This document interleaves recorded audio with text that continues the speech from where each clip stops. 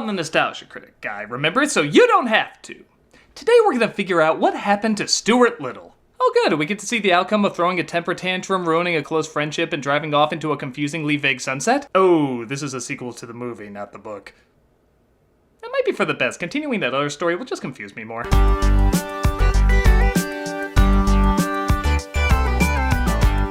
With the 1999 film pulling in decent numbers, Columbia produced a sequel in 2002 with the same cast and director. Though no Shyamalan script this time, so we won't find out this was all secretly the Ratatouille universe. While nowhere near as big a hit as its predecessor, Stuart Little 2 made $170 million against a $120 million budget. Critics seem to like it more, while critics seem to like it more, so it only makes sense to take a look and see what grabs some people and not others. This is the sequel people kinda demanded and kinda saw. This is Stuart Little 2. Stuart wakes up excited because it's his first day playing soccer and George is going to join him. Don't forget your cleats. You're looking especially beautiful today. And you still sound like Dr. Strange's failed American accent. She said blah blah, her first word. I'm not sure that's technically, a word. Of course it is. It'll be fun when this family's finally introduced to real matters.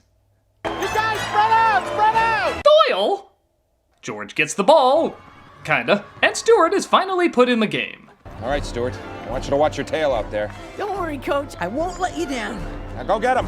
I'm not gonna lie, that scene is far more fun when it's shown without the effects. All right, Stuart. I want you to watch your tail out there. Now go get him. Our coach is insane and I'm far too okay with it. George kicks the ball with Stuart on it, knocking a teammate out but scoring the winning point. Only 2 people have to go to the hospital, far less as soccer games go. I have to start wearing a cup. If cartoons were allowed to have genitalia, I'd need it. Stuart and George talk about making that final goal. Hey, you won the game. That's the main thing. The main thing is I hit Wallace in the face. Ah! Jump cut from cute kid to Sonic trailer teeth, not a fan!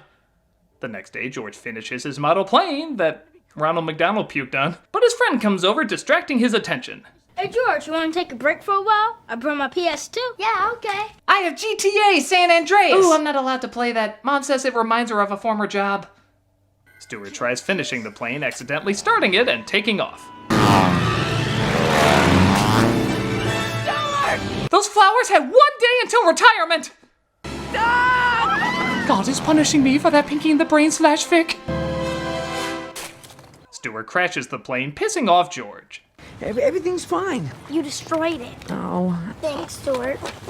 I'm glad you're okay. I wish you were dead. Mr. Little tries to make Stuart feel better. See, the thing about being a little is that you can look at any situation, no matter how bleak, how hopeless, and still see the bright side. Look at me. I have an audition for a show called House. As long as I don't have to fake an American accent, I should be fine.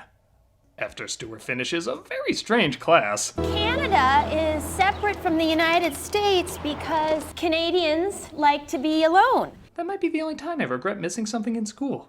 He drives home and comes across a bird named Margalo, voiced by Melanie Griffith. My name is Stuart. Stuart Little. I'm Margalo. Just Margalo. But my friends call me, why are you wearing a scarf and goggles? You're a bird.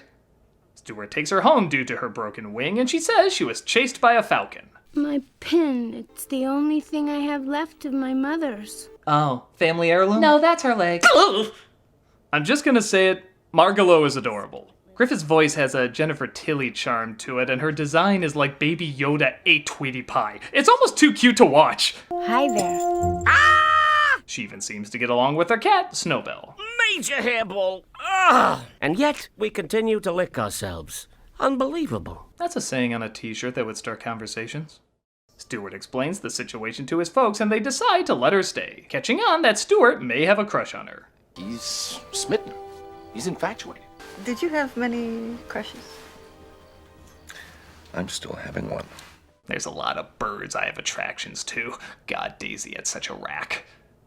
The next day, Stuart has to go to school, but Mrs. Little says she'll look after Margalo, I will take care of Margalo. meaning completely abandoning her. Margalo, Martha and I are going out for a bit. Can I bring you anything? Somebody to keep their fucking word would be nice. But it looks like Margalo can fly, and yeah, you already know where this is going. She's in cahoots with the falcon chasing her, voiced by James Woods, who are planning to steal from Stuart's home. Yeah, birds rob shit. nobody else ever invited me to live with them. Who found a pitiful orphan bird and plucked her out of the gutter? Excluding it was originally to eat you, it was still very kind to me. Margalo continues to get attached to the Littles, at least that's what this dated pop song is telling me. For a time I felt my faith, it must be hiding. Yeah, every Disney Channel movie turned this song down, so Stuart Little it is. And also starts falling in love with Stuart, watching such romantic films as Vertigo. Stay with me. All the time. Aw, they're gonna love the romantic ending. So sweet. He fixes her pin as the Falcon watches, and later threatens that if Margalo doesn't get him Mrs. Little's ring, he'll eat Stuart up. I'll do the dishes. Oh, but you did them last night. For you, I would do dishes every night. Honey, remember when we had an argument? We've never had an argument. You think that's unhealthy? No. Oh, okay. Her ring vanishes, and they think it fell into the sink. Hey, what about me? Let me go, Dad. Go where? Down the drain. Just like Stuart Little 3, or so I'm told. I've never seen it, even though I star in it. I think every scenario in this movie is an excuse to get him in a cute tiny outfit. You let our son go down the kitchen drain? Now, Eleanor, don't be upset. Now you can be upset. I like in a nothing role a good actor can still remind you, I'm funny as hell, bitch! Stuart slips into the drain, but Margalo uses Mrs. Little's pearls to save him. Margalo, you're the best friend I ever had. May this hug confuse your emotions with guilt. Margalo feels too much shame and decides to fly away, leaving her pin behind. You find the ring? Everything but. Boy, Raymond's brother hit hard times after finally murdering his parents. People were sad, but not surprised.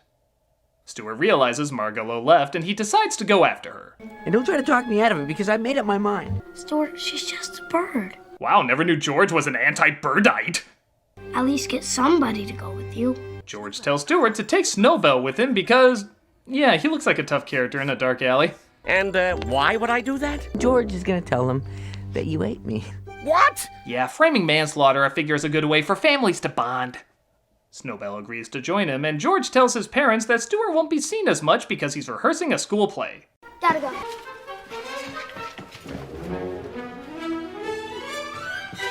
I think you scored the wrong scene there, Silvestri. That was them finishing breakfast. The juggling turtle scene is later. Stuart's car breaks down, and they decide to continue on foot. I hate to break this up, but I need to go tinky. I don't know how much they paid Nathan Lane to say, I need to go tinky, but I already know it's either too much or not enough. They come across Monty from the first film in the hopes that he might have some information on where Margalo went. What do you know about a bird called Falcon? Falcon? Oh, that's a bad guy. You don't want to fool with him. Isn't this like looking for a person named Human? It's kind of a vague name. He says Falcon lives at the top of the Pishkin building, and Stuart tries calling George to let him know he's okay. Where are you? How are you? Did you find her? Are you all right? How's Snowbell? When are you coming home? Mom and Dad are asking a lot of questions. That kid grown up can still kick my ass, right? Still a great actor. I can't wait to see him in Little Vampire 2.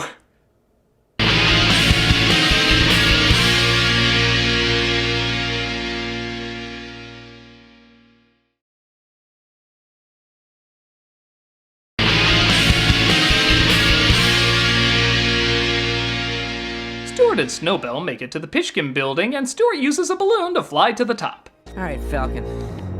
Hand her over and nobody gets hurt. Who are you, Lara Croft? What, you think we don't have mouse-sized guns for you? We're probably the only country that does! He comes across Margalo as well as Falcon. And, well, let's just say it's James Woods doing some great James Woodsing. This kid is priceless. Does any of this sound familiar? Oh, my wing. What are you talking about? I can't drill through the wood. What does he mean? Okay, now it's getting sad. I don't envy any woman that's ever been delicately dumped by him. You're leaving me? This kid is priceless. I thought we had something. I can't drill through the wood. Can I still be in one of your movies? Okay, now it's getting sad. Falcon reveals Mrs. Little's ring, which... Do Falcons sell jewels on the black market? What's he gonna do with that? And Margalo admits she lied to him. I never wanted to hurt you. But Margalo, why? I thought we had something together. True, the thought of our kids does give me nightmares. Oh, there it is again, but I still thought we could make it work. Falcon tries dropping him to the ground, but he lands in a garbage truck. Afterwards, Snowbell makes his way to the top and finds Margalo locked up in a paint can by Falcon. Where are you? In the can. Is Stuart in there too? Cause I don't want to interrupt. I'm just wondering what the kids will look like. Oh, big mistake! Stuart wakes up on a garbage barge and tries coming to grips with all the mistakes he's made. There is no silver lining! Wow. Even someone as dedicated as Michael J. Fox was like, it's Stuart Little too. My heart's in this Curb Your Enthusiasm episode I'm in next week. He grabs the pin and just happens to come across the broken plane from earlier. The silver lining! This is it! Man, it's usually 10 minutes of third act grief before the happy music plays. This must be a short movie. Yep, they want this done quick. All right, George, where is he? Stuart's parents find out he's missing and try to get George to say where he is. How would you feel? How would we all feel if anything happened to Stuart? I think something similar to if Tide Cleaner disappeared. I'd notice, but I'd be okay. He lets them know where Stuart was going, and they come across maybe my favorite joke in the whole movie. Who would do this? Tiny little vandals. I have so many questions. Who are these tiny vandals? Where do they get tiny spray cans? Do they sell model car parts the same place Falcons sell jewelry? There's a universe of possibilities, and I want to know all of them. Snowbell frees Margalo, but Falcon returns, knocking him over. I'm leaving you, Falcon, forever. Oh, and what do you think you'll be without me? Free. As free as a line. Falcon chases after her, but Stuart fixes his plane and grabs her. I think this is it. Turn here. Okie dokie, no problem. Follow that flying mouse. Okie dokie, no problem. They tell the driver to follow Stuart's plane, which in New York sounds stupid easy, as the Falcon continues to chase them. And that's when this became a horror film. Keep it running. Okie dokie, no problem. That is my catchphrase. Please tell somebody I am funny. They'll make a show about anything in this decade. Falcon catches them, though, and yanks off the top of the plane. A mouse needs to know his limitations. Falcon! Punch! The plane pulls up in time, but Stuart realizes he has to face Falcon alone.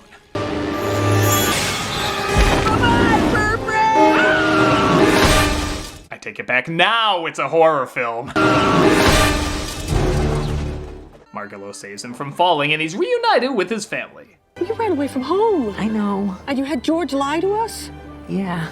And you bored the baby! Seriously, has she smiled once in this entire film?